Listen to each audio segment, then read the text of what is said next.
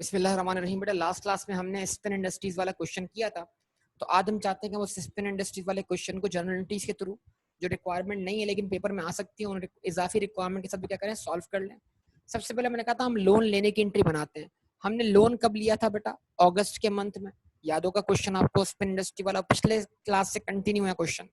तो आप अगर आपको क्वेश्चन याद ना हो तो पहले आप क्वेश्चन रीड कर लीजिएगा बेटा। तो याद है सबको, 1 अगस्त को हमने लोन लिया था और मैंने कहा था यहाँ पे लोन रिसीव होने की एंट्री बड़ी इंपॉर्टेंट है। रिस्पॉन्स करें सब लोग बेटा, याद है सबको? स्पेसिफिक लोन लिया था बेटा, स्पेसिफिक लोन। पॉइंट नंबर 1 दिख रहा है सामने, ऑन 1 अगस्त 2008। ईयर एंड इसमें क्या रखा था हमने? क्वेश्चन का ओरिजिनल ईयर एंड क्या था? 30 जून। तो ये तो मुख्तलिफ रिक्वायरमेंट के साथ मैं आपको क्वेश्चन सॉल्व करना सिखा रहा हूँ, ये बहुत इंपॉर्टेंट बात है, इसको समझिए प्लीज। तो अभी समझने वाली बात इसमें क्या है,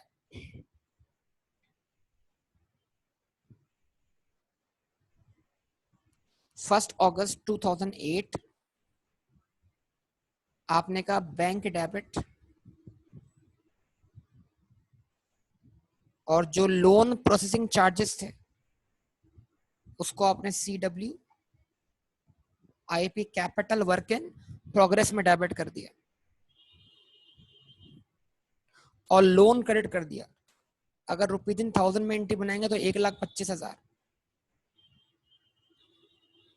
सॉरी कितना था? 25,000, 1,25,000।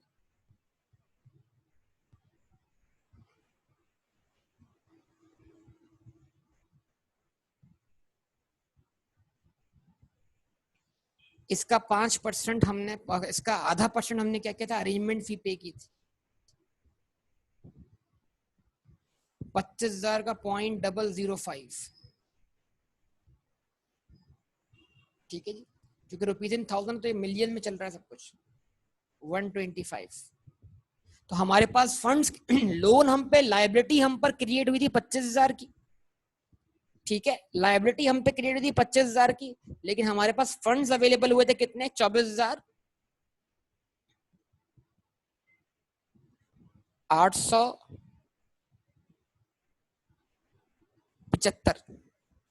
24,875।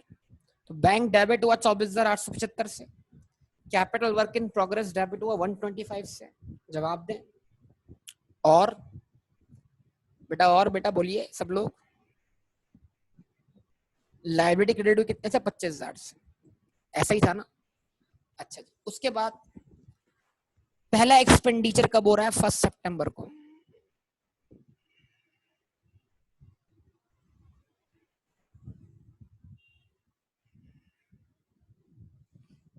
कितने से एक्सपेंडिचर हो रहा है?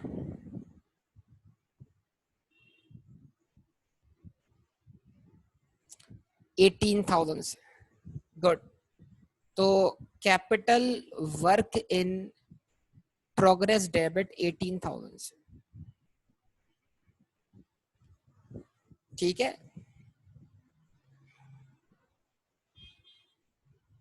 बैंक क्रेडिट 18,000 से, सही है बेटा? जवाब दीजिए। उसके बाद अगली पेमेंट कब हो रही है? 1 दिसंबर को।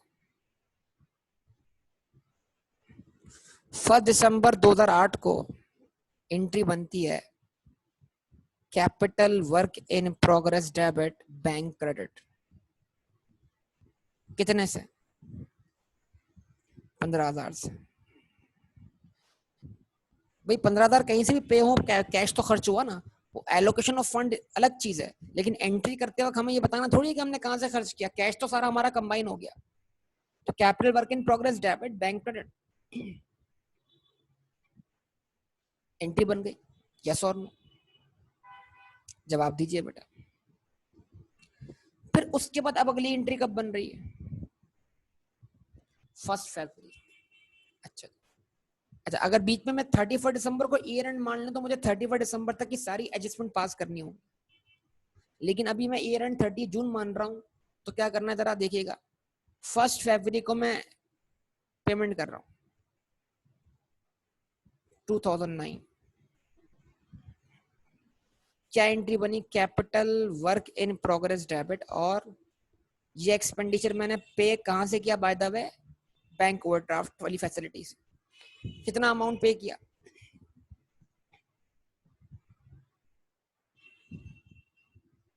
कितना अमाउंट पे किया?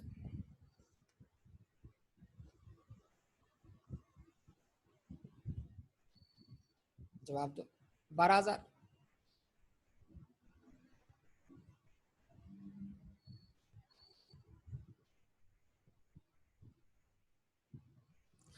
ठीक है जी, ओके। अच्छा, उसके बाद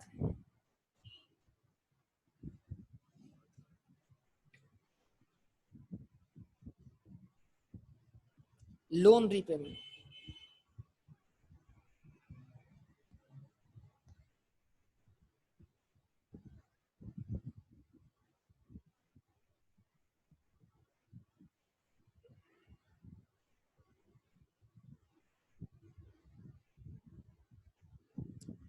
सेम डेट पर ही है ना?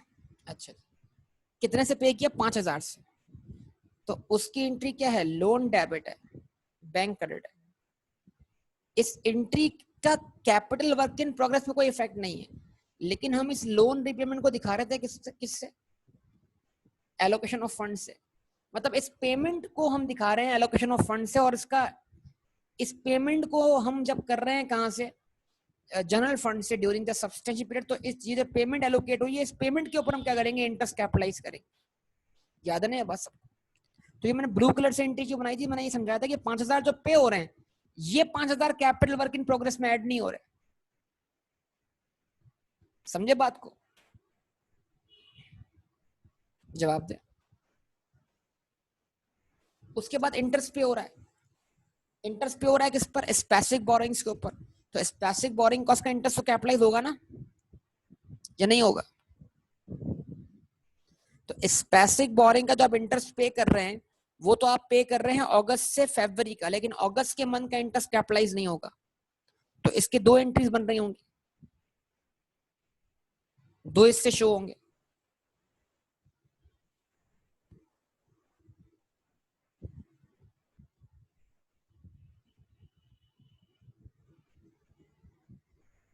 Finance charge debit. जवाब दे। Finance charge debit, capital work in progress debit, bank credit. Sir जो इंटरेस्ट पे हुआ है पूरे 6 महीने का पे हुआ है। यस, लेकिन इसमें जो अगस्त का इंटरेस्ट है 6 महीने का, इसको डिवाइड बाय 6 करें तो आंसर आएगा 250 रुपए। तो अगस्त का जो इंटरेस्ट है वो एक्सपेंस है, और बाकी जो इंटरेस्ट है वो हमने क्या कर दिया है? कैपिटलाइज कर दिया है। जवाब दे। ऐसा ही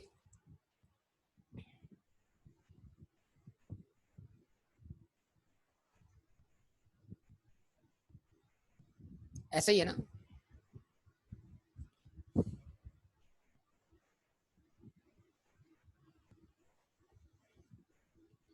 अच्छा जी, उसके बाद अब अगली पेमेंट कब हो रही?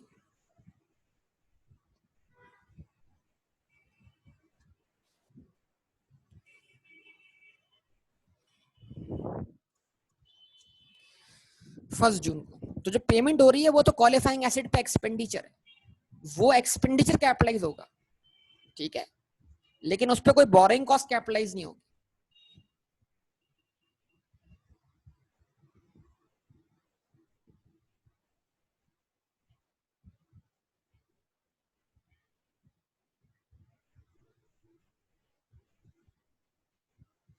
कितना एक्सपेंडिचर है वो last? 9,000।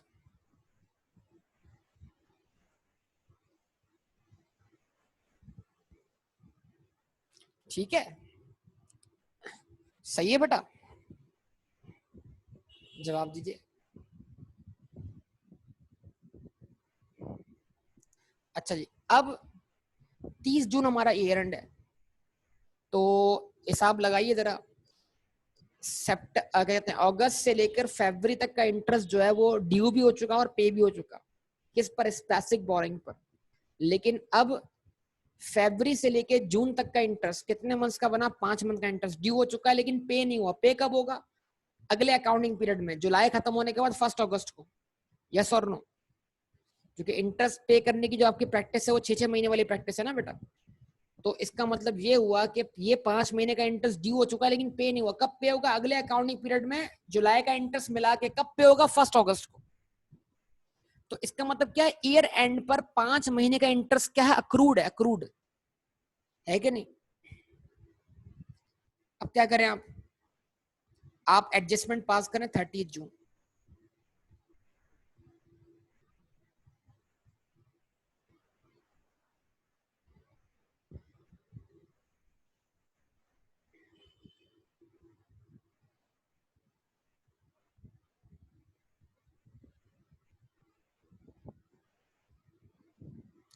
Interest payable credit, principal outstanding कितना है आपका, 20,000 मल्टीप्लाइड बाय, क्या रेट था इसका, रेट क्या था, किस रेट पे लिया था ये लोन, 12% पर।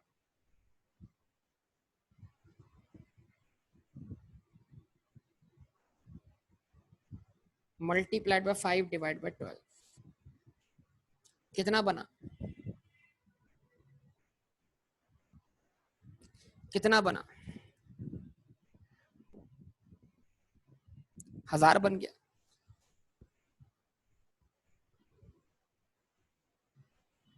तो 1000 इंटरेस्ट पेएबल है। इसमें से फरवरी से लेके मई तक का क्या कर दिया हमने, कैपिटलाइज किया, कैपिटल वर्क इन प्रोग्रेस। और बाकी जो जून का इंटरेस्ट था उसको चार्ज किया बतौर एक्सपेंस।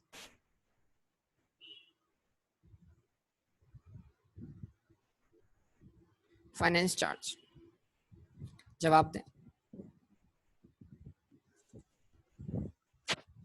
रिस्पॉन्स दें बेटा। तो अगर मैं 1000 को डिवाइड कर दूं 5 से तो क्या होगा, 200 हो जाएगा ये, और 800 हो जाएगा ये, ऐसे ही है। ये एंट्रीज बनाई है आप लोगों ने बेटा, बताइए।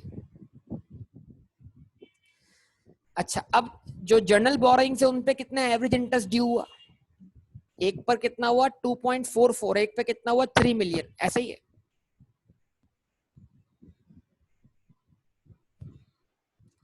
जर्नल बोरोइंग्स पे कितना इंटरेस्ट ड्यू हुआ, तो अगर मैं मान लेता हूं, फर्ज करें वही हमारा एक्चुअल इंटरेस्ट है जो हमने पे करना है।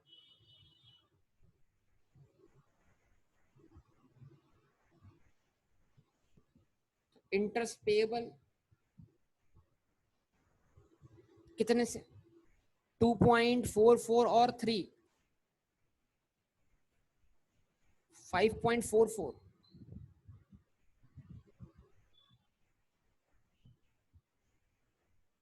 5440, बिल्कुल अलग से बनेगी ना बेटा, 5440। अभी जरूरी अलग करना वरना चीजें मिक्स हो जाएंगी। जवाब दें, 5440 रुपीज इन 1000 में। अच्छा, अब बताइए आपके पास जर्नल बोरोइंग्स की कैलकुलेशन हुई हुई है, हुई हुई है, आपके पास जर्नल बोरोइंग की कैलकुलेशन हुई हुई है। ओवरऑल कितनी जर्नल बोरोइंग को आपने कैपिटलाइज की,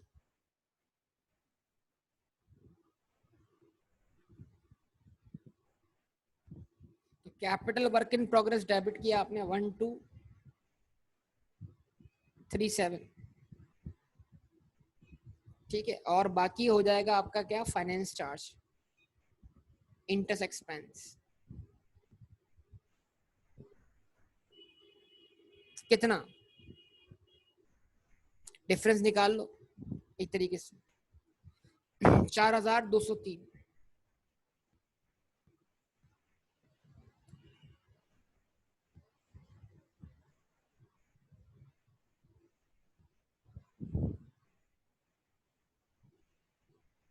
ठीक है, 4203। अब उसके बाद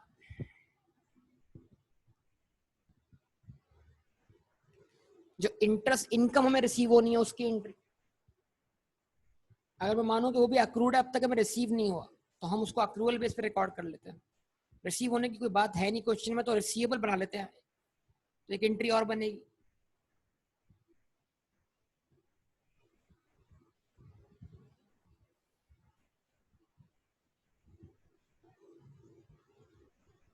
इंटरसीएबल डेबिट, अच्छा जी,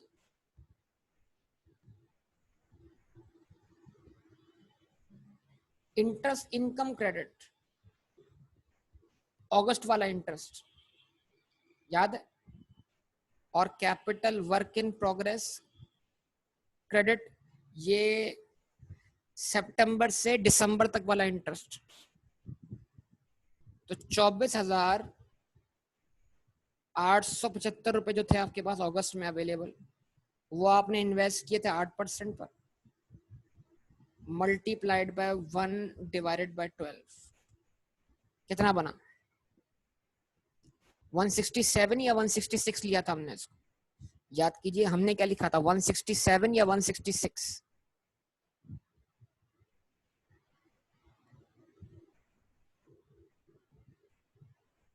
और जो कैपिटल वर्क इन प्रोग्रेस था वो था 6,000, क्योंकि हमने 24,875 में से 18,000 पे कर दिए थे, और 18,000 पे करने के बाद जो हमने पे करने के बाद जो बचे थे हमारे पास 6,875, उसका हमने निकाला था 8% मल्टीप्लाइड बाय 3 डिवाइडेड बाय 12, कितना बना? 137। तो फर्ज करें ये इंटरेस्ट अभी तक हमें रिसीव नहीं हुआ, तो ओवरऑल कितना इंटरेस्ट रिसीवेबल है हमारे लिए, फर्ज कर लें, अज्यूम कर रहा हूं मैं ये बात, 303।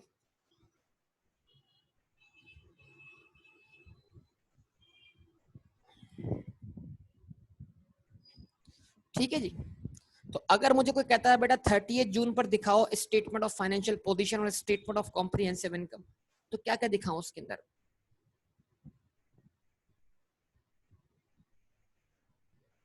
देखिए पेपर का रिजल्ट बनाना सीखना है मैंने, मसला ये है कि मुझे पेपर में रिक्वायरमेंट एग्जीक्यूट करना नहीं आती, तो मैं एक ही क्वेश्चन मुख्तलिफ रिक्वायरमेंट से करवा रहा हूँ इसलिए ताकि पेपर सॉल्व हो बेटा।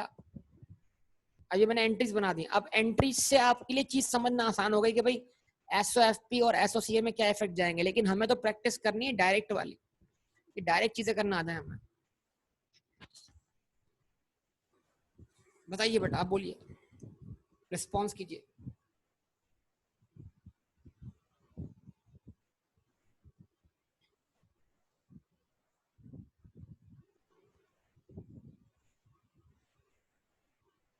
बताइए सब लोग।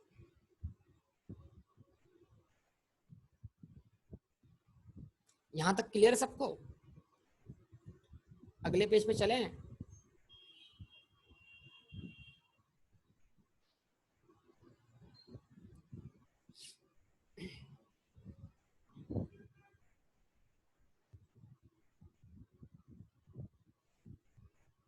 तो ये जो मैं सॉल्व कर रहा हूँ ये उस क्वेश्चन, ओरिजिनल क्वेश्चन की रिक्वायरमेंट नहीं थी, लेकिन मुस्तकबिल में किसी क्वेश्चन की रिक्वायरमेंट हो सकती है।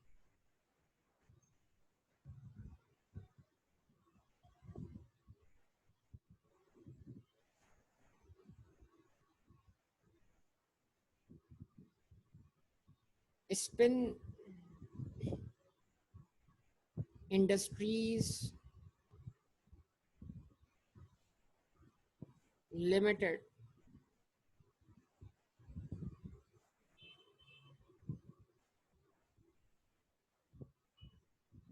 Statement of financial position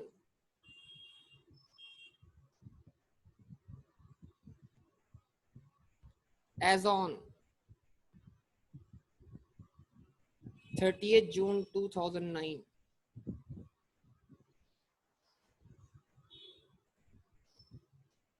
rupees in 1000,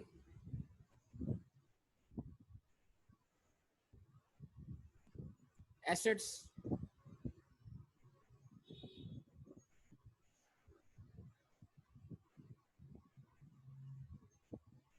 फिर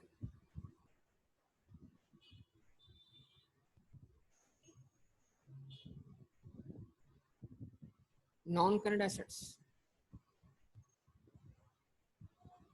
फिर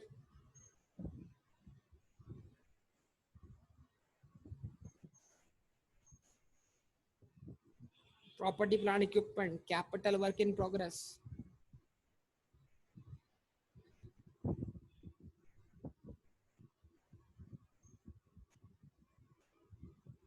बताओ बेटा कैपिटल वर्क इन प्रोग्रेस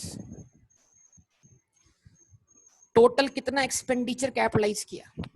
देखो बैलेंस सारे वेरीफाई करते हैं पिछले पेज पे जाके। सबसे पहले हमेशा क्या करो, एक्सपेंडिचर का सम निकाल लो कि नहीं मतलब एसेट कंस्ट्रक्ट करने पे खर्चा कितना हुआ।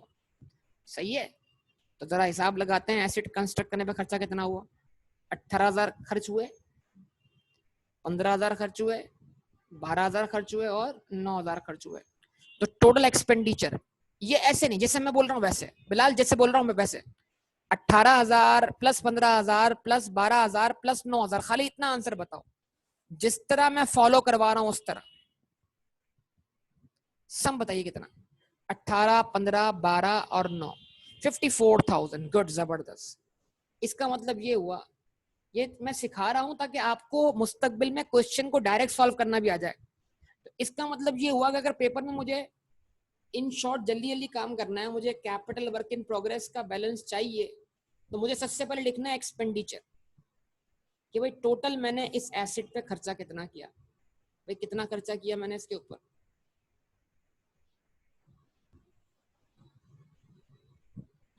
$54,000। मतलब मुझे दो काम सीखने हैं ना इसके अंदर। 54,000 का मैंने एक्सपेंडिचर किया, लेकिन इसके अलावा भी मैंने इसमें कुछ कैपिटलाइज किया, वो क्या है, बोरिंग कॉस्ट है। तो इधर मुझे अब बोरिंग कॉस्ट प्लस कर देनी है इसके अंदर। चलो वो मैंने वर्किंग की हुई है, लेकिन वर्किंग के अलावा मैं एंट्री से अपनी बोरिंग कॉस्ट को वर्कआउट करता हूँ। ठीक है जी, सब लोग कैलकुलेटर उठा लें जरा। सर ये 125 बोरिंग कॉस्ट कैपिटलाइज की मैंने अरेंजमेंट फी के नाम से या कमिटमेंट फी के नाम से, यस और नो। कैलकुलेटर पे 125 लिखा, यार जवाब दे जल्दी जल्दी। सर फिर 1250 जो थी वो अगस्त से लेकर, वो 1250 जो थी वो सितंबर से लेकर फरवरी तक स्पेसिफिक बोरिंग कॉस्ट थी, इसको भी ऐड कर दिया। जवाब दे, जवाब दे। फिर सर उसके बाद फरवरी से मई तक की जो बोरिंग कॉस्ट है स्पेसिफिक कितनी है, वो 800 रुपए, इसको भी ऐड कर दिया। फिर जनरल बोरिंग कॉस्ट कितने से कैपिटलाइज की, 1237, इसको भी ऐड कर दिया। और जो कैप इन्वेस्टमेंट इनकम से कैपिटल वर्क इन प्रोग्रेस का इफेक्ट लेस किया, वो कितने से लेस किया, 137।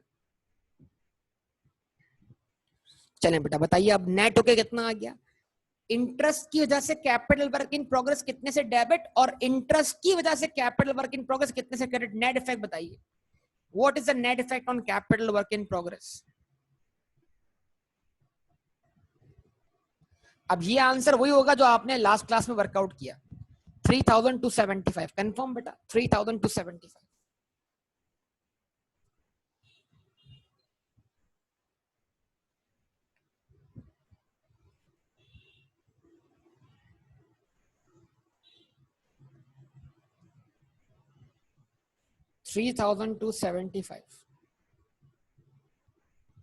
अब इसका मतलब क्या है, total capital work in progress का बैलेंस कितना हो गया हमारे पास, 57,275, ऐसे ही।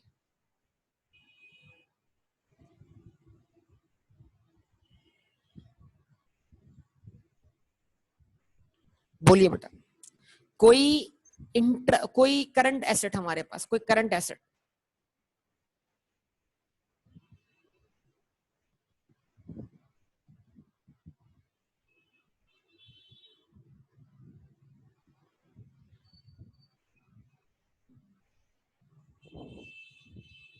इंटरेस्ट रिसीवेबल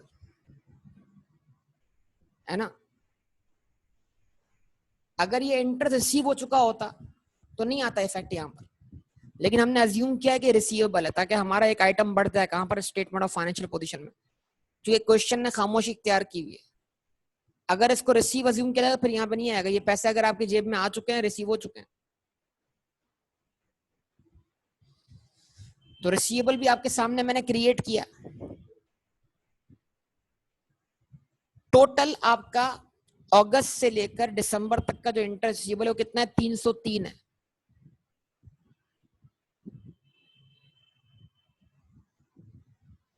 इसमें वो भी कैप, जिसमें जो कैपिटलाइज है वो भी शामिल है, और जो कैपिटलाइज नहीं हुआ, जो इनकम बना है वो भी शामिल है। जवाब दें।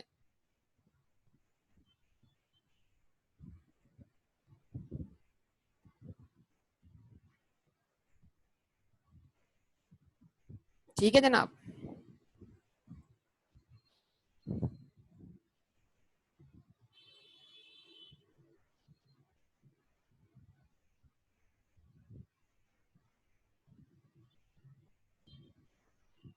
ये आपकी आ गई एसेट साइड। अब किसकी बारी है बेटा?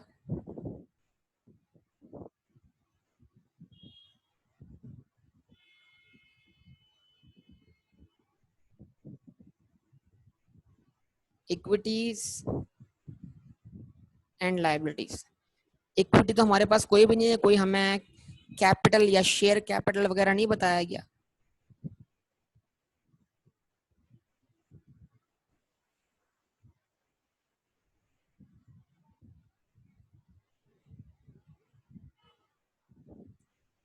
ठीक है,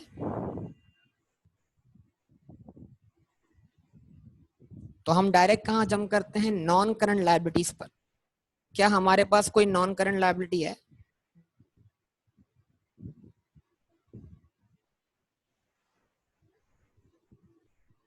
क्या है?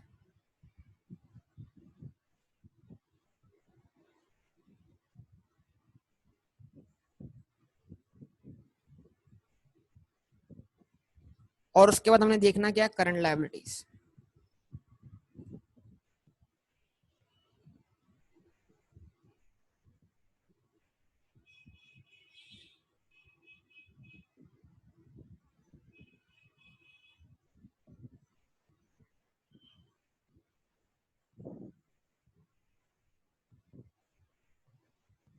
ठीक है जी, नॉन करंट लायबिलिटी में क्या आएगा हमारे पास बेटा, बैंक लोन।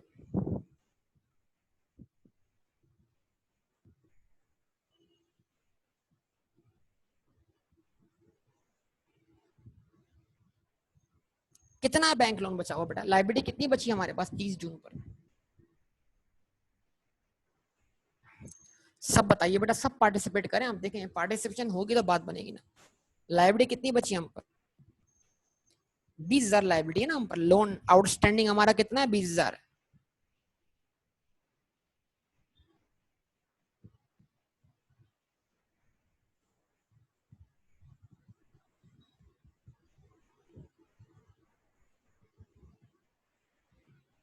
ऐसा ही है हमजा बेटा। लायबिलिटी 25,000 थी, 25 में से 5 गए तो 20 बचे ना बेटा।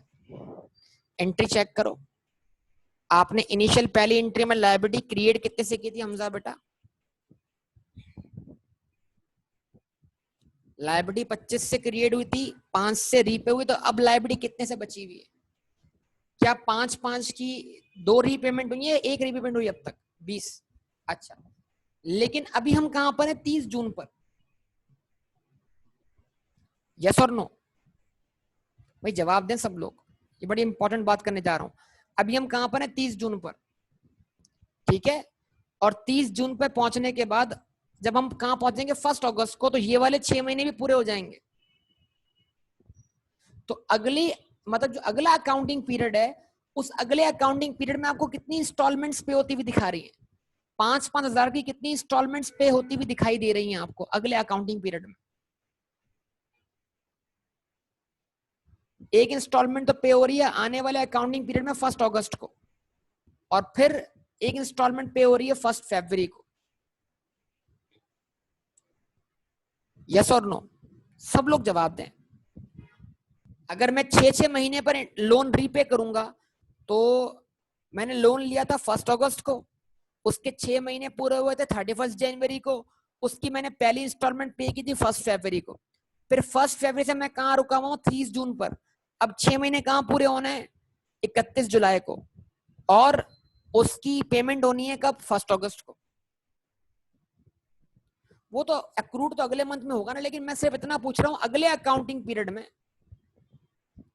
अगले अकाउंटिंग पीरियड में आपको कितनी कितनी लोन की इंस्टॉलमेंट पे होती हुई दिखाई दे रही है। सिंपल से सवाल का जवाब दें बस, खाली इतना। बेटा दो, बिलाल दो। आपका अकाउंटिंग पीरियड कहां से कहां तक का है यार? आपका अकाउंटिंग पीरियड जुलाई से जून तक का है। तो जुलाई से जून के दरमियान में एक इंस्टॉलमेंट पे होगी 1 अगस्त को और एक पे होगी 1 फरवरी को।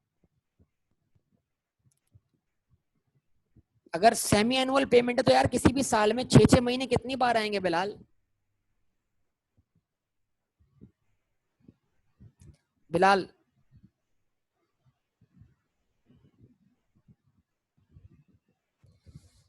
यार, बिलाल अभी हम कौन से अकाउंटिंग पीरियड में है बिलाल? ये बेटा सारे ये बुनियादी मसाइल हैं, आइए वाले।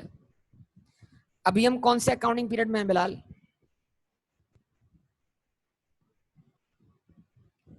अरे बिलाल अभी हम कौन से यार अगस्त वाले। अभी हम अकाउंटिंग पीरियड में है 1 जुलाई 2008 से लेकर 30 जून 2009। इसमें हमने लोन कब लिया? 1 अगस्त को। अब 1 अगस्त से गिनती शुरू करो, अगस्त से लेकर फरवरी तक, अगस्त से लेकर जनवरी तक कितना कितना वक्त हुआ? 6 महीने। 6 महीने हो गए। 6 महीने का इंटरेस्ट भी पे हुआ और फर्स्ट इंस्टॉलमेंट भी पे हुई कब? 1 फरवरी को। अब उसके बाद फरवरी से लेकर आप आओ कहां पर? जून पर। जून पे क्यों रुक रहे हो? ईयर एंड होगा,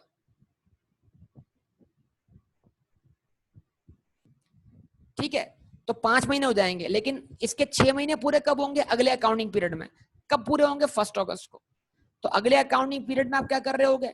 अगले अकाउंटिंग पीरियड में आप 1 अगस्त को एक प्रिंसिपल की इंस्टॉलमेंट पे कर रहे होगे, पिछले अकाउंटिंग पीरियड का 5 महीने का इंटरेस्ट और अगले अकाउंटिंग पीरियड का 1 महीने का इंटरेस्ट पे कर रहे होगे। यानी फरवरी से जून तक का इंटरेस्ट पे होगा, जिसकी लाइबिलिटी हम क्रिएट कर चुके हैं इंटरेस्ट पेएबल के नाम से 1000 से, और फिर 1 महीने का और इंटरेस्ट पे होगा जो कि जुलाई का होगा। ये अगले अकाउंटिंग पीरियड में होगा। और फिर अगस्त से लेकर जनवरी तक का पीरियड फिर 6 महीने गुजारेगा, और अगले अकाउंटिंग पीरियड में एक और इंस्टॉलमेंट जाएगी का 1 फरवरी को। तो आने वाले अकाउंटिंग पीरियड में, आने वाले अकाउंटिंग पीरियड में कितनी इंस्टॉलमेंट हमें पे होती हुई दिखाई दे रही है? अगले अकाउंटिंग पीरियड में हमें कितनी इंस्टॉलमेंट पे होती हुई दिखाई दे रही है? कोई जल्दी कर लो यार।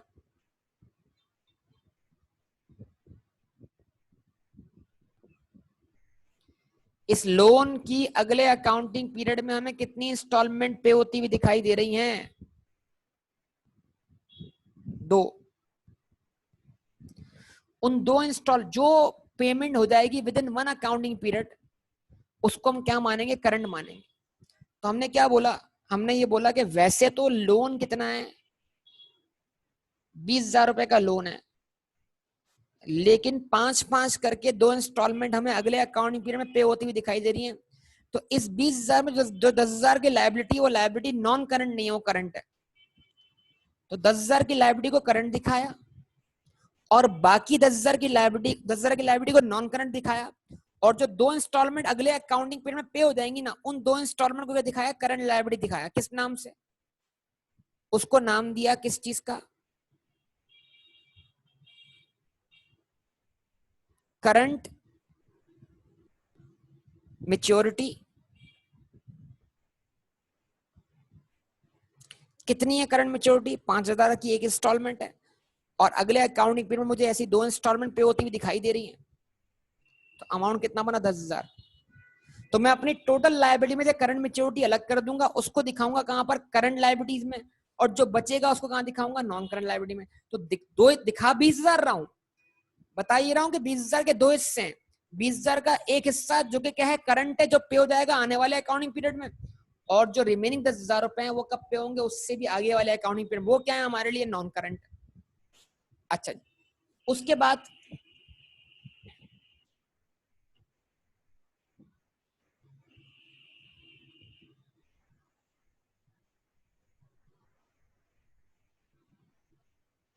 Interest payable. तो ओवरऑल हमने कितना इंटरेस्ट देना है बताइए?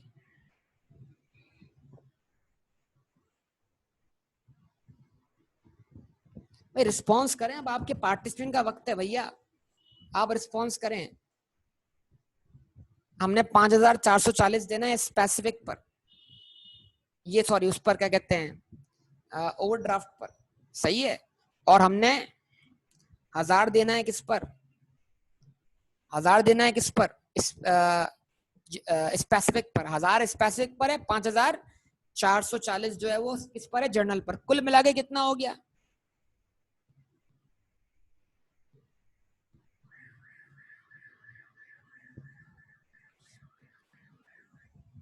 कुल मिला के कितना हो गया, 6440।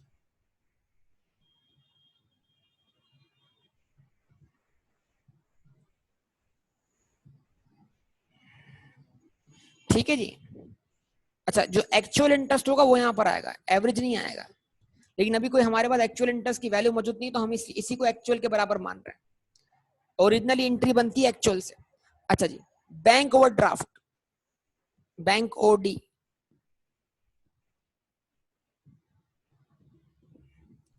तो याद रखिएगा हमेशा एसओएफपी के अंदर बैंक ओवरड्राफ्ट का क्लोजिंग बैलेंस आएगा। क्वेश्चन ने हमें एवरेज बैलेंस दिया हुआ है, क्वेश्चन ने हमें एवरेज बैलेंस दिया हुआ है। अगर मुझे एक्चुअल बैलेंस दिया होगा तो मैं एसओएफपी के अंदर हमेशा बैलेंस सीडी रखूंगा, एवरेज बैलेंस सिर्फ कैलकुलेशन पर्पस के लिए। आपको पता है एसओएफपी में सारे क्या आते हैं, बैलेंस सीडीज आते हैं, यस और नो, जवाब दें भाई, रिस्पॉन्स करें सब लोग जल्दी जल्दी।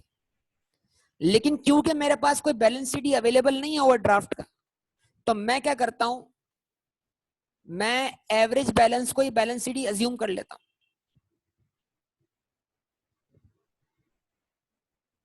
ठीक है जी। और ये कितना हो जाएगा, 5440। ये बैंक ओवरड्राफ्ट नहीं, नहीं ये बैंक ओडी का बैलेंस, ये नहीं, ये तो इंटरेस्ट का बैलेंस था ना। बैंक एवरेज यूजेज कितना था हमारा उसका, लाइबिलिटी का 25 मिलियन, और कितना था 20 मिलियन, हाँ ओके। तो 25 मिलियन से हमने एक अकाउंट यूज किया हुआ है, और 20 मिलियन से हमने दूसरा अकाउंट यूज किया, ये एवरेज बैलेंस है। लेकिन अगर मुझे कोई एक्चुअल बैलेंस दिया हो तो मैं यहाँ पे ओरिजिनल बैलेंस रखूंगा, बैलेंस सीडी, क्योंकि एसएफ में बैलेंस सीडी आता है। इस बात का ख्याल रखना है सब।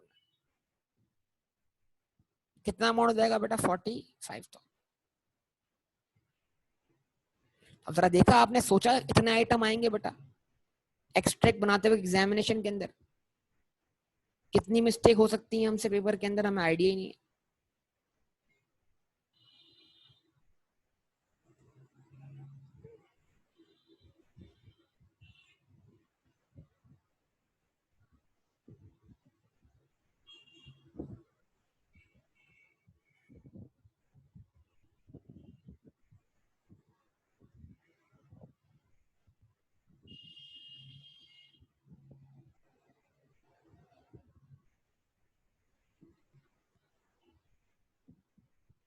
ठीक है जी।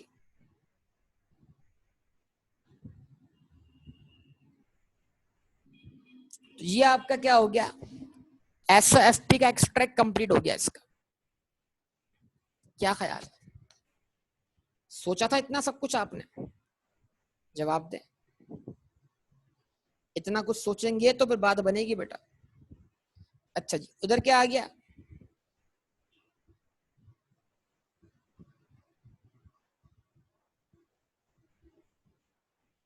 Spin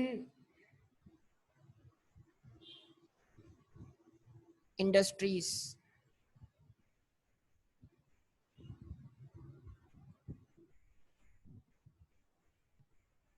limited,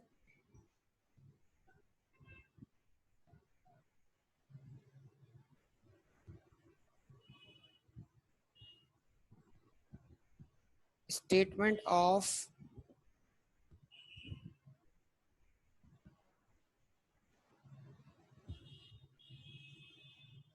comprehensive income.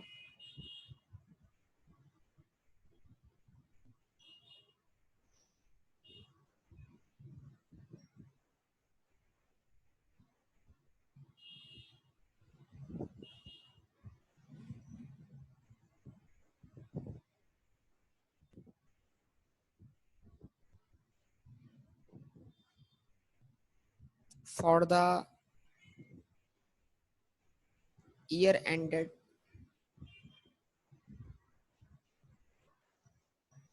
30 जून। अब दो ही आइटम है जो इससे बिलोंग करते हैं, आप खुद बताइए।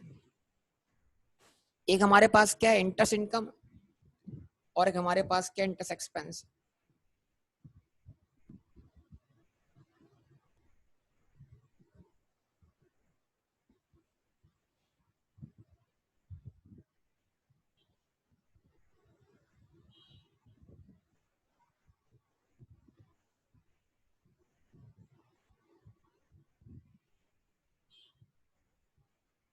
कितनी इंटरेस्ट इनकम है, कितनी इंटरेस्ट इनकम? एंट्री बनाई ना अभी आपने, मैंने एंट्री क्यों बनाई कि आपके लिए एक्सट्रैक्ट बनाना आसान हो जाए भाई। इनकम कितनी है, 166 है, और एक्सपेंस कुछ मिलाकर है। एक्सपेंस देखते हैं कितने लोग बताते हैं ओवरऑल।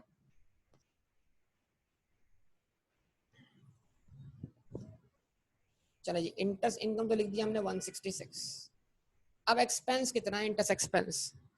तो स्पेसिफिक लोन का अगस्त का इंटरेस्ट, स्पेसिफिक लोन का जून का इंटरेस्ट, ये अगस्त और जून का इंटरेस्ट क्या बना है, ये एक्सपेंस बना है क्योंकि ये सब्सटेंशियल पीरियड से बाहर है। यस और नो, जवाब दें। तो सर स्पेसिफिक लोन का अगस्त का इंटरेस्ट 250 था, स्पेसिफिक लोन का जून का इंटरेस्ट 200 था, टोटल कितना इंटरेस्ट एक्सपेंस बना, 450। यानी स्पेसिफिक लोन का 450 का इंटरेस्ट जो था वो सब्सटेंशियल पीरियड से बाहर था, लिहाजा वो गया प्रॉफिट एंड लॉस अकाउंट में। अब उसके बाद जर्नल बोरोइंग्स का इंटरेस्ट एक्सपेंस कितना है, 4203।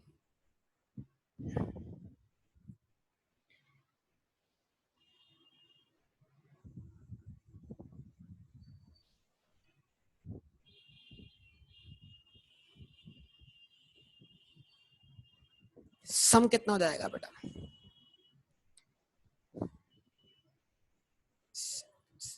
4653।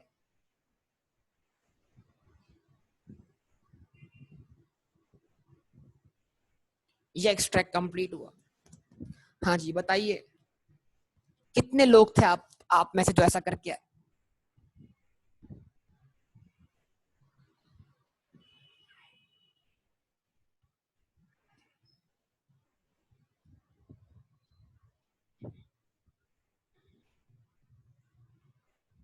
इसका मतलब दोबारा से इसको प्रैक्टिस करने की जरूरत है ना आप लोगों को बेटा।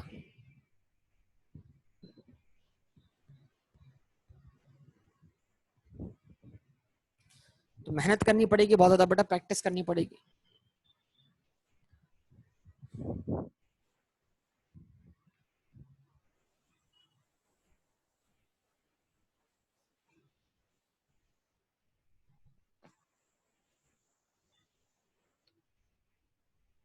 अच्छा यहाँ तो अब सब्सटेंशियल पीरियड के बीच में ईयर एंड नहीं आ रहा।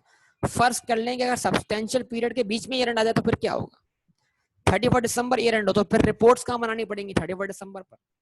तो फिर 31 दिसंबर पे स्टॉप लगाना पड़ेगा, वहां कट ऑफ आ जाएगा आपके पास, तो वहां तक की रिपोर्ट्स तैयार करनी पड़ेंगी। तो अगर मैं बोलता हूँ नहीं मुझे आप 31 दिसंबर तक की रिपोर्ट्स बना के दिखाएं, तो फिर आप कितना कैपिटल वर्क इन प्रोग्रेस दिखाएंगे, जरा ये सोचिए। और बाकी सब कुछ अगले अकाउंटिंग पीरियड में होगा बेटा। जवाब दें। हाँ भाई बिलाल, बात समझ में आ रही है बिलाल, यहीं पर ही हो?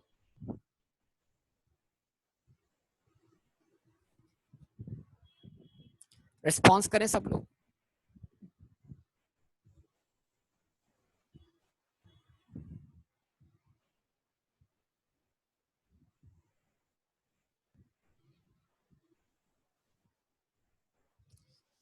चलिए उसके बाद अब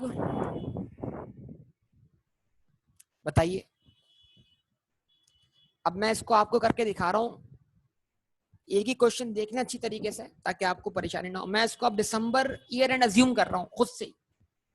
मान लीजिए कि क्वेश्चन में एग्जामिनर ने आपको जून ईयर एंड ना दिया होता और क्या दिया होता, दिसंबर। तो जरा बताइए जहां पर आपका ईयर एंड होता वहां पर सब्सटेंशियल पीरियड का कितना वक्त मुकम्मल हुआ होता? सितंबर, अक्टूबर, नवंबर, दिसंबर। और अगस्त का 1 महीने का इंटरेस्ट इजाफी होता। यस और नो?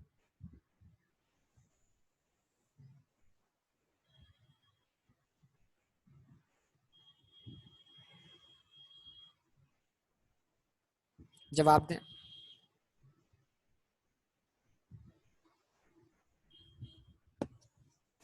ठीक है, तो जरा अगले पेज पे चलते हैं।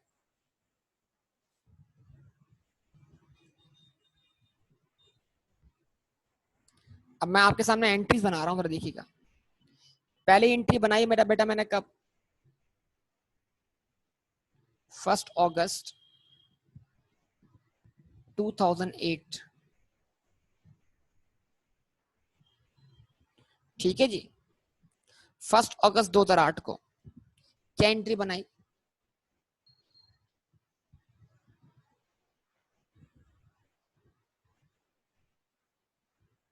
Bank debit, capital work in progress debit, loan credit. Loan credit 25,000 से। ठीक है जी।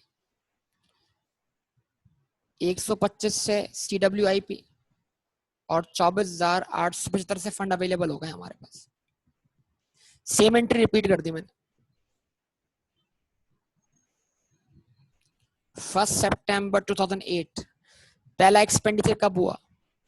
1 सितंबर 2008 को। क्या एंट्री पास की? Capital work in progress debit 18,000 से।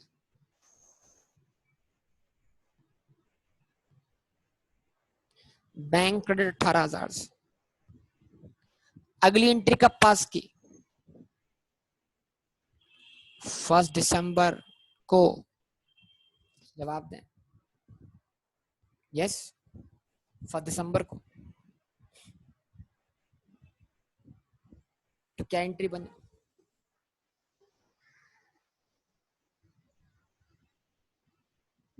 CWIP डेबिट कितने से? 15,000 से।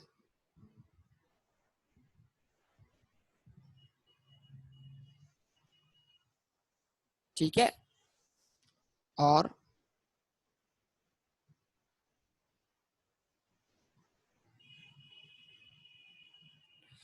यहां तक इसके बाद कोई और ट्रांजैक्शन नहीं है। बीच में क्या आता है? ईयर एंड आता है। मतलब हम कहां पहुंच जाते हैं? 31 दिसंबर पर। यानी कि अब हमें यहां सारी पास करनी है एडजस्टमेंट।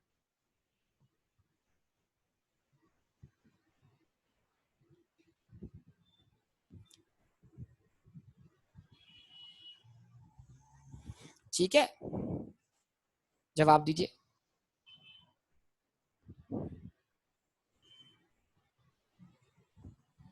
रिस्पॉन्स करें सब लोग बेटा।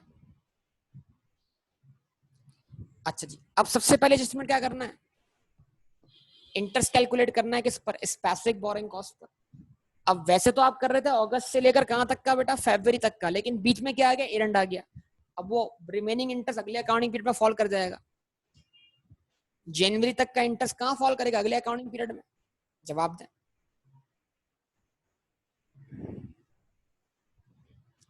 अब आप आ जाएं 31 दिसंबर पर।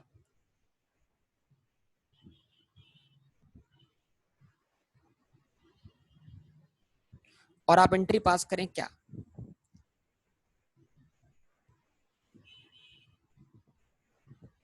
फाइनेंस चार्ज यानी कि interest expense, debit, capital work in progress credit, bank नहीं, इंटरेस्ट पेएबल।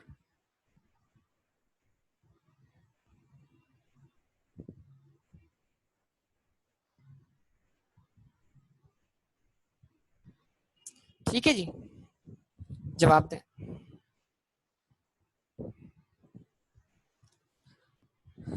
आपका लोन कितना है? 25,000। 25,000 का निकाला आपने 12%। 12% जैसे ही निकाल लिया आपने तो मल्टीप्लाइड बाय 5/12 किया। 5/12 क्यों बेटा?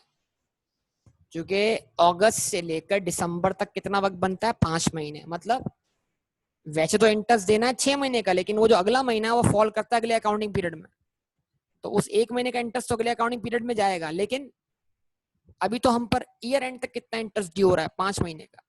तो 25,000 का 12% मल्टीप्लाई बाय 5/12, 1250।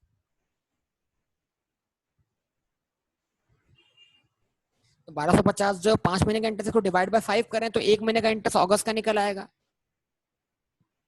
जो कि एक्सपेंस बन रहा है, और बाकी रिमेनिंग अमाउंट क्या हो रहा है? कैपिटलाइज हो रहा है। ऐसे ही है। जवाब दे। उसके बाद सोचिएगा आप जरा कि इंटरेस्ट इनकम दिसंबर पे आके हमारे सारे फंड्स एग्जॉस्ट हो चुके हैं, तो इंटरेस्ट इनकम पूरी की पूरी यही आ गई इस अकाउंटिंग पीरियड के अंदर, वो अगले अकाउंटिंग पीरियड में जा ही नहीं दे बेटा आपकी। लेकिन अगर हम उसको रिसीवेबल माने तो उसकी पूरी एंट्री हम यही दिखा देंगे। क्या एंट्री दिखाएंगे?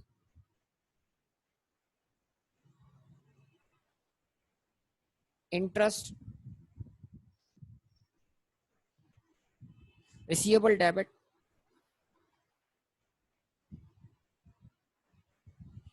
Interest income credit. जवाब दें। और कैपिटल वर्क इन प्रोग्रेस। बोलिए बेटा। तो अगस्त की इंटरेस्ट इनकम कितनी थी? याद होगी आपको? अभी आपने बताई थी 600 एक कितनी 166, याद है? तो 166 से अगस्त की इनकम, और 137 से सितंबर, अक्टूबर और नवंबर की इंटरेस्ट इनकम, जो कि हमने कैपिटल वर्क इन प्रोग्रेस से क्रेडिट कर दी। तो टोटल अमाउंट इंटरेस्ट का कितना बना? 166 और 137, 303। तो 303 से इंटरेस्ट रिसीवेबल क्या हो गया बेटा? आपका डेबिट हो गया। सही है। अच्छा, अब बताइए 15,000 में से 6,875 तो हमने पे कर दिए थे किससे? स्पेसिफिक फंड से। लेकिन 15,000 में से रिमेनिंग अमाउंट हमने कहां से पे किया? 8,125। 15,000 जो पेमेंट थी 1 दिसंबर को, इसमें से हमने 6,875 रुपए पे कर दिए थे। कहां से? स्पेसिफिक फंड से। तो रिमेनिंग कहां से पे हुआ? जनरल फंड से। वो रिमेनिंग कितना है? 8,125। इस 8,125 पे क्या कैपिटलाइज हुई? General borrowing cost. अब वैसे तो जनरल बोरिंग कॉस्ट आपने कैपिटलाइज की थी कहां से कहां तक की? दिसंबर, जनवरी, फरवरी, मार्च, अप्रैल और मई। कितना वक्त बनता है?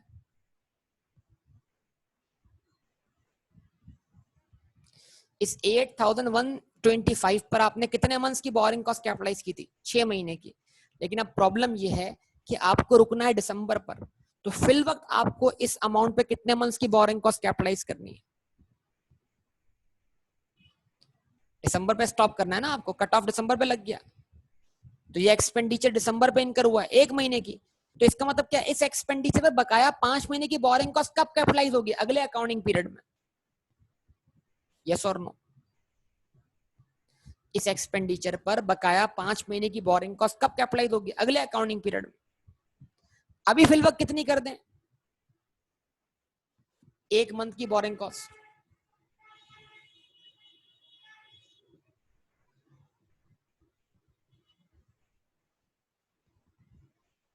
ठीक है जी। तो 1 मंथ का क्या इफेक्ट है? Capital work in progress debit. मान लें कि ये इंटरेस्ट पेएबल है आपका, इसको भी इंटरेस्ट पेएबल का पार्ट बना दो।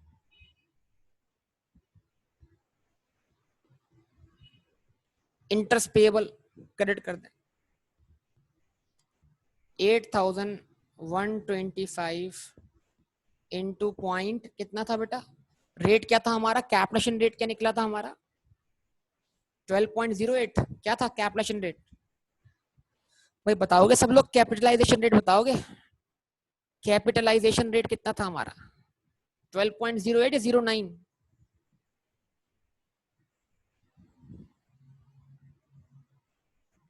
Multiply by 1 divide by 12। क्या आंसर आया हमारे पास? 81.83। राउंड करें तो क्या बनेगा? 82। सही है जी। तो ये इतने से हमने जनरल बोरिंग कॉस्ट इस अकाउंटिंग पीरियड में कैपिटलाइज कर दी। अब इसकी जो रिमेनिंग अकाउंटिंग होगी वो कहाँ होगी बेटा? वो रिमेनिंग अकाउंटिंग अगले अकाउंटिंग पीरियड में होगी। जवाब दें। ठीक है, वो भी हम साथ साथ कर लेते हैं।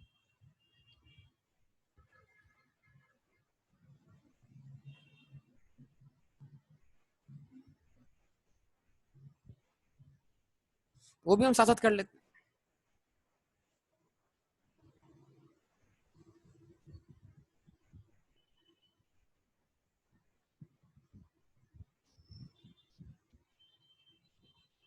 अच्छा जी, अब अगले अकाउंटिंग पीरियड में 1 फरवरी को क्या हो रहा है बेटा?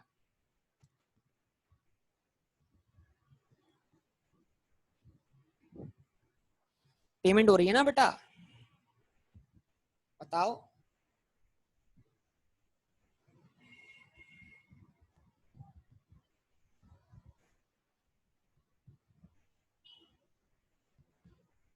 Capital work in progress debit हुआ कितने से? कितनी पेमेंट हो रही है? 12,000।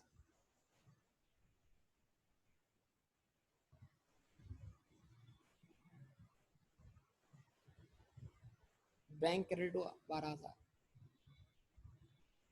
ठीक है। अच्छा जी, उसके बाद और आगे बढ़ते हैं, जवाब दीजिएगा।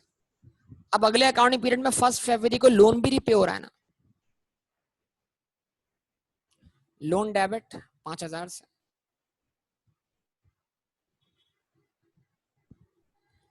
बैंक क्रेडिट 5,000 से। अच्छा बेटा, अब अगले अकाउंटिंग पीरियड को इंटरेस्ट पे हो रहा है। इंटरेस्ट कितने से? 1,500 से। 1,500 कितने मंथ्स का इंटरेस्ट है? 1,500 6 महीने का इंटरेस्ट है। अगस्त, सितंबर, अक्टूबर, नवंबर और दिसंबर, और इस अकाउंटिंग पीरियड का जनवरी। तो पिछले 5 अकाउंटिंग पीरियड, पिछले पिछले अकाउंटिंग पीरियड के 5 मंथ का इंटरेस्ट तो हम इंटरेस्ट पेबल के तौर पे, लायबिलिटी के तौर पे रिकॉग्नाइज कर चुके हैं। तो जैसे हम ये 1,500 रुपए पे करेंगे तो हम ये बोल देंगे इस 1,500 के रुपए के अंदर हम पिछले 5 मंथ का इंटरेस्ट पे कर रहे हैं, जो कि हमारे पास लायबिलिटी के तौर पे मौजूद है। तो अब हम पेमेंट करते वक्त इंटरेस्ट पेबल डेबिट कर देंगे। कितने से? ये लायबिलिटी हमने क्लियर की थी ना यहाँ पर, ये। और बाकी जो इंटरेस्ट है 1 महीने का, जो कि जनवरी से बिलोंग करता है, उससे हम capital work in progress debit कर देंगे 250। जवाब दीजिए, यस और नो।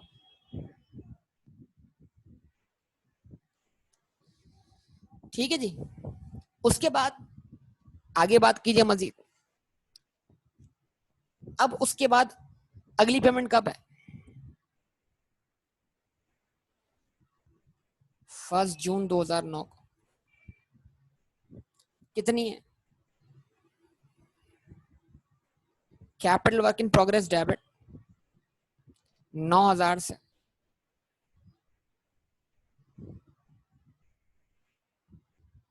बैंक क्रेडिट 9,000 से। जवाब दे। अब हमें 30 जून पे स्टॉप नहीं करना। क्यों? क्योंकि 30 जून हमारा ईयर एंड नहीं है। अब तो हमें वहीं पे स्टॉप करना है जहां पर हमारी पेमेंट आ रही है। तो फरवरी, मार्च, अप्रैल, मई, जून और जुलाई, इन 6 महीनों का इंटरेस्ट हम पे कर रहे हैं कब? 1 अगस्त को। अब हमें 30 जून को अक्रूवल की एंट्री पास नहीं करनी, क्योंकि 30 जून हमारा ईयर एंड नहीं है। वो काम हम 31 अगस्त पे कर चुके हैं। बात समझ रहे हैं? तो अब चूंकि 30 जून हमारा ईयर एंड नहीं है, कट ऑफ पॉइंट नहीं है, लिहाजा हम वहां नहीं रुक रहे, हम डायरेक्ट जा रहे हैं पेमेंट वाले पॉइंट पर। जरा बताइए, अब हम यहाँ पे इंटरेस्ट जो पे करेंगे स्पेसिफिक बोरोइंग पर, वो कितने मंथ का इंटरेस्ट होगा? वो 6 महीने का इंटरेस्ट होगा, जो कैलकुलेट हुआ है 20,000 पर। 20,000 multiplied by 0.12 multiplied by 6 divided by 12। जवाब दें। कितना? कोई जल्दी करें बेटा, जल्दी करें। ये फरवरी का इंटरेस्ट है, ये मार्च का इंटरेस्ट है, ये अप्रैल का इंटरेस्ट है, ये मई का इंटरेस्ट है, ये जून का इंटरेस्ट है, जुलाई का इंटरेस्ट। कितना? 2000। कैसे? 12% निकालें, दोबारा कंफर्म करें, चेक करें, 1200 बनेगा, 1200 रुपए, 1200 रुपए बनेगा, 1200। तो 1200 से इंटरेस्ट पे भी हो गया और ड्यू भी हो गया। ठीक है जी। अब ये 1200 जो है ये फरवरी से लेकर जुलाई तक का इंटरेस्ट है। तो फरवरी, मार्च, अप्रैल और मई, 4 महीने का इंटरेस्ट क्या होगा? कैपिटलाइज होगा। Capital work in progress debit कितने से? इसको डिवाइड बाय 6 करें, 6 से हो जाएंगे, इसका एक हिस्सा 200 होगा, और 4 महीने का इंटरेस्ट कितना बन जाएगा? 800। यानी फरवरी, मार्च, अप्रैल और मई, क्योंकि मई पर आपका सब्सटेंशियल पीरियड क्या हो गया? एंड हो गया, तो मई तक का इंटरेस्ट कैपिटलाइज है। मई के बाद क्या है? जून और जुलाई। जून और जुलाई का इंटरेस्ट हम कैपिटलाइज नहीं कर रहे, उसको हम क्या मान रहे हैं? Finance charge.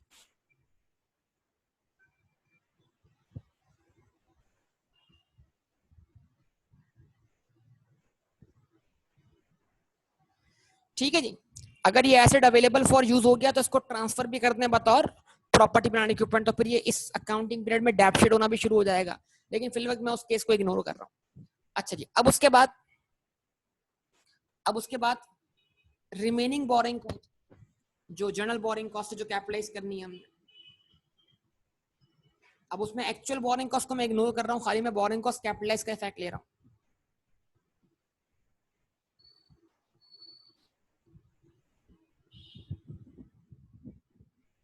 समझ लें। तो बताइए, जो आपका एक्सपेंडिचर था कितने का? 8000। 8000 या रिस्पॉन्स कर दें प्लीज। आपने जो एक्सपेंडिचर किया था दिसंबर 1 को, उसमें से आपने 8125 रुपए जो थे वो कहां से पे किए थे? जनरल फंड से। उस पर टोटल 6 महीने की बोरिंग कॉस्ट कैपिटलाइज होनी थी। अब उस पर कितनी बोरिंग कॉस्ट कैपिटलाइज हुई? 1 महीने की। 5 महीने की कहां होगी? इधर। तो 8125 पिक करें, मल्टीप्लाइड बाय पॉइंट, क्या रेट था उसका?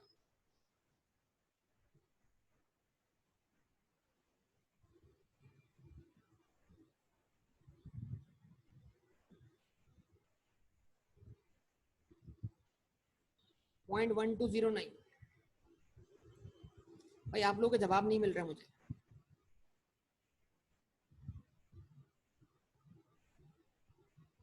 ठीक है जी।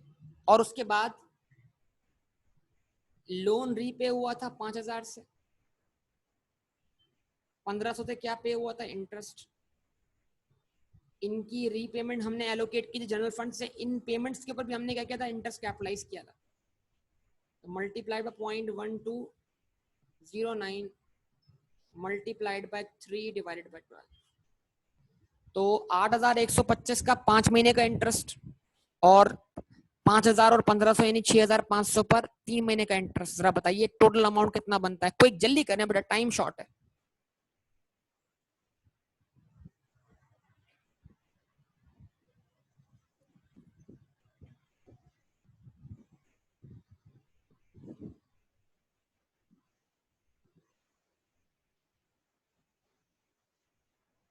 रिस्पॉन्स करें बेटा, रिस्पॉन्स करें प्लीज। कैलकुलेशन।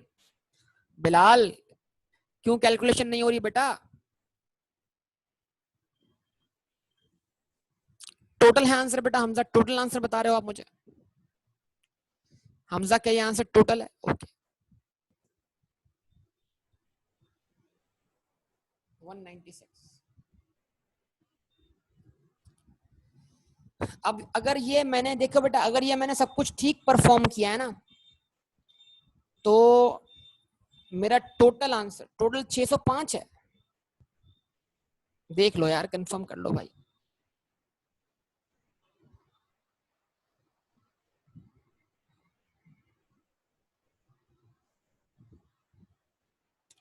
$8125 का 12.09 और उसके बाद मल्टीप्लाई बाय 5 डिवाइड बाय 12। 605 हो।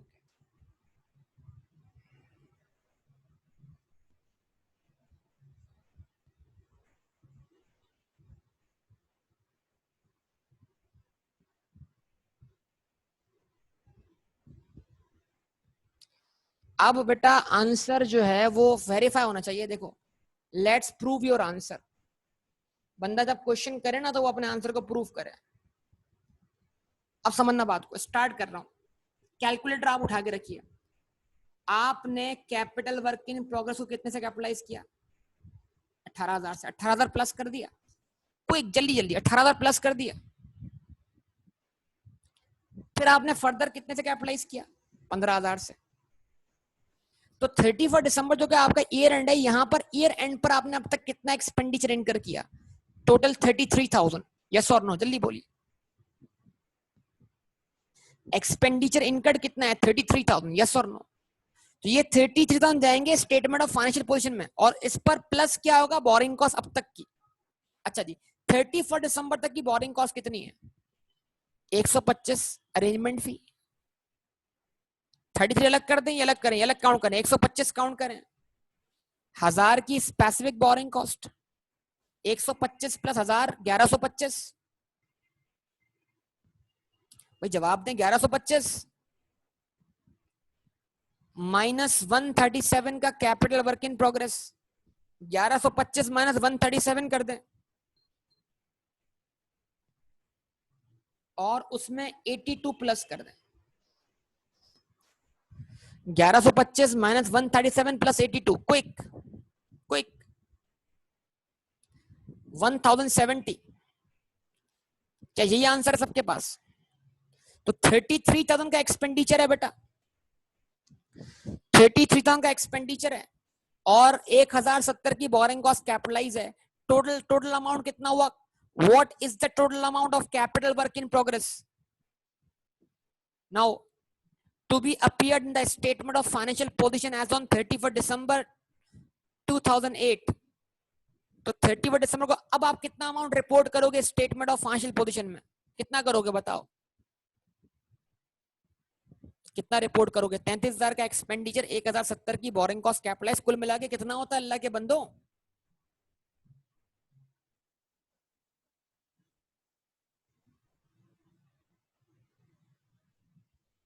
यहां पे रुकना है ना, रिपोर्ट बनानी है ना बेटा। ईयर एंड आ गया बीच में, तो यहां से जितना काम हुआ उतना रिपोर्ट करना पड़ेगा ना बेटा। रिस्पॉन्स कर दो प्लीज। 33,000 का एक्सपेंडिचर और 1,070 का बोरिंग कॉस्ट कैपिटलाइज, कुल मिला के कितना हुआ बेटा? 34,070। यस और नो? बाकी लोग भी रिस्पॉन्स करें बेटा। तो अभी 31 दिसंबर को कैपिटल वर्क इन प्रोग्रेस कितना रिपोर्ट करना है एसओएफपी में? 34,070। ये हमारा क्लोजिंग बैलेंस है इसका, कैपिटल वर्क इन प्रोग्रेस का। ये अगले अकाउंटिंग पीरियड में क्या बनेगा? बैलेंस बीडी बनेगा, बैलेंस बीडी। और अगला अकाउंटिंग पीरियड यहां से कंटिन्यू हो जाएगा। तो अब कैलकुलेटर पे क्या टाइप करो? कैलकुलेटर पे टाइप करो 34,070, ये बीडी बैलेंस है। अब जो कुछ भी होगा अगले अकाउंटिंग पीरियड में वो इसमें इसमें आगे क्या होगा? ऐड होगा।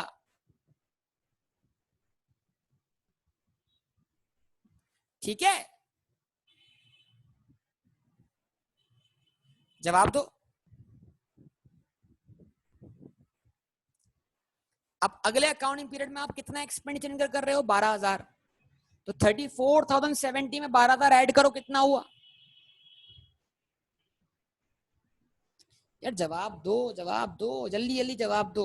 34,070 में कितना ऐड किया आपने? 12,000। कितना हुआ? 46,070। फिर मजीद आपने कितना capital work in progress capitalise किया? 9,000 से। अब 46,070 में 9,000 और ऐड कर दो, कितना हो जाएगा? 55,070। गुड। अब ये देखो अगले अकाउंटिंग पीरियड में तुमने फर्दर कितनी बोरिंग कॉस्ट कैपिटलाइज की है, जरा गौर देखना। अगले अकाउंटिंग पीरियड में तुमने 250 और कैपिटलाइज किए हैं। तो 55,070 में 250 और ऐड कर दो।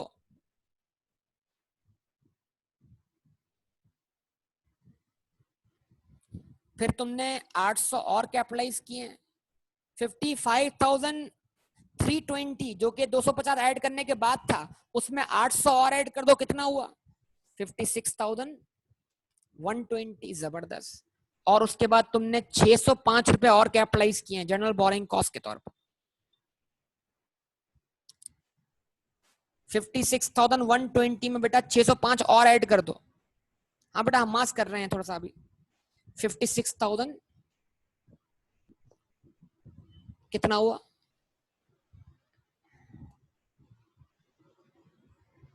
56,725। इससे पहले हमारा आंसर क्या था?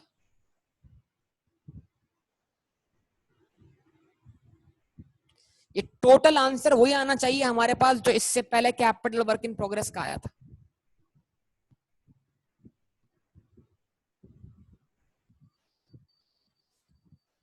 यही आना चाहिए, यही आना चाहिए। डिफरेंस क्या आ रहा है? डिफरेंस क्या आ रहा है इसका और इसका, पिछले वाले का और इसका? 1000 का। 1000 कहाँ है? कौन सा 1000 रह गया? जरा सोचो। 1000 क्या है? 1000 कुछ ऑमेट हुआ है बेटा।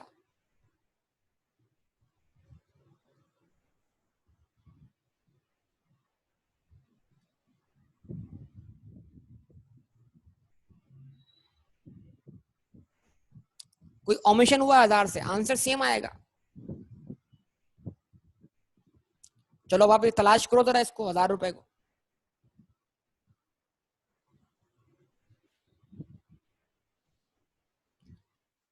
वो तो पे हो चुका बेटा इस साल,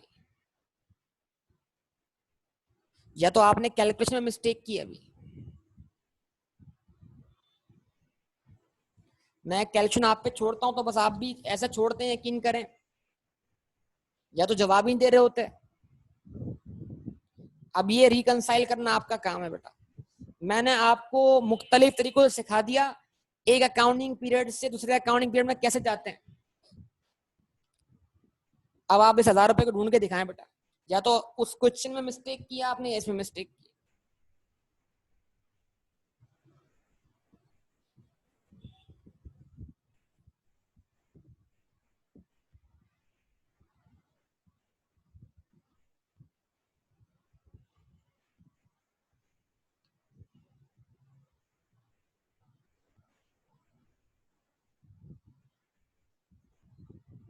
अभी वेरीफाई हो जाएगा, जरा देखिएगा। टाइम थोड़ा शॉर्ट है लेकिन मैं वेरीफाई कर सकता हूँ। चलो मैं आप उसको ढूंढिए जरा सब लोग, जरा आप भी दिमाग चलाइए, लेकिन मैं इसको बाद में वेरीफाई कर लूंगा। ओके बेटा, यहाँ तक स्टॉप करूंगा। मेहनत कीजिए, दोबारा क्वेश्चन अटेम्प्ट करके देखिए। ये अब आपकी, अब अगर आप इसकी दिसंबर की एसआरपी बनाएंगे तो दिसंबर तक के मामला रिपोर्ट होंगे, जो कि बैलेंस क्या होगा? 34,070 के बराबर होगा जो आप रिपोर्ट करोगे।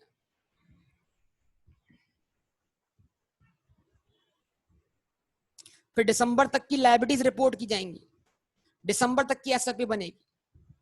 समझे बात को या नहीं? तो इंशाल्लाह इसको कल कंटिन्यू करेंगे। यहां से आप इस क्वेश्चन को दोबारा अटेम्प्ट करें प्लीज, दोबारा लाजमी अटेम्प्ट करें, ठीक है?